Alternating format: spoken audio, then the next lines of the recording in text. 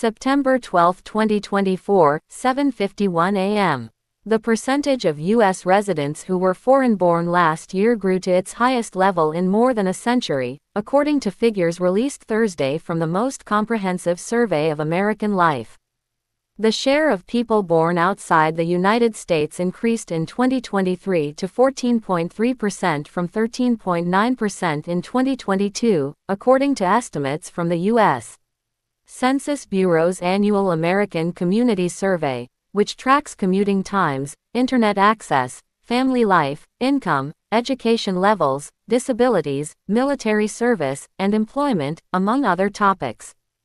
International migrants have become a primary driver of population growth this decade, increasing their share of the overall population as fewer children are being born in the U.S. compared with years past.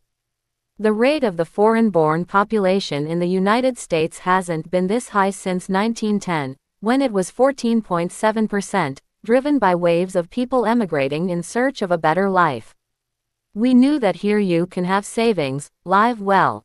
Here you can have normal services such as water and electricity, said Luciana Bracco, who moved legally to Miami from Venezuela as part of a humanitarian parole program with her boyfriend, parents and brother in April 2023. I like Miami and the opportunities that I have had. In 2023, international migrants accounted for more than two-thirds of the population growth in the United States, and so far this decade they have made up almost three-quarters of U.S. growth. The growth appears to have been driven by people coming from Latin America, whose share of the foreign-born population increased year-over-year to 51.2% from 50.3%, according to the estimates. Latin America was the only world region of origin to experience an increase among those U.S. residents born in another country, as the share of foreign-born residents from Europe and Asia dropped slightly.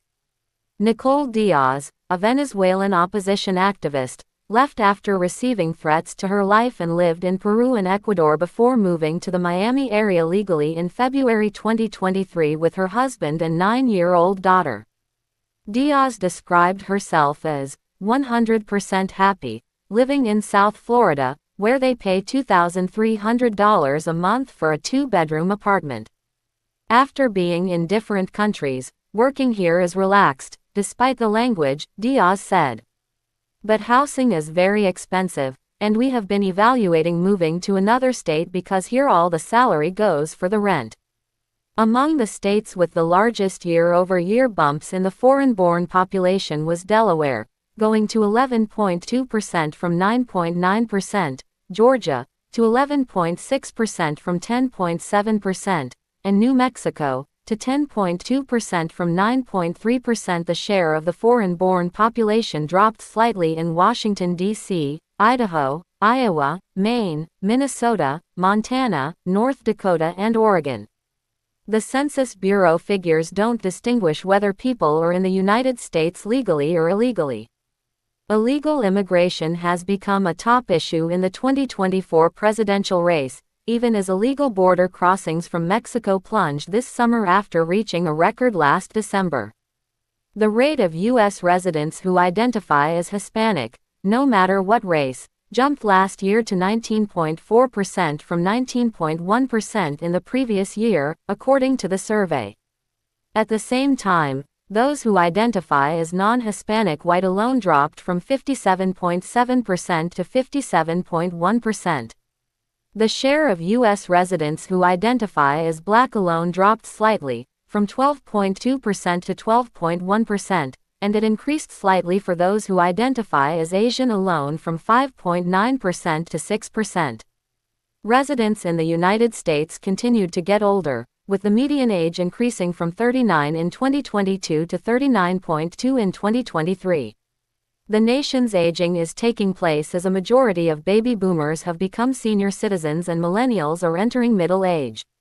While the share of children under age 18 remained steady at 21.7% year-over-year, the share of senior citizens age 65 and over increased to 17.7% from 17.3%.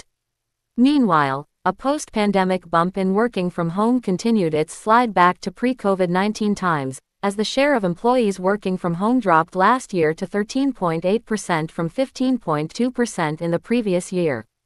In 2021, the first full year after the pandemic's start, almost 18% of employees were working from home, up from 5.7% in 2019. But return to office mandates in the past 2 years have reversed that trend and caused commute times to bump up slightly last year, growing on average to 26.8 minutes from 26.4 minutes.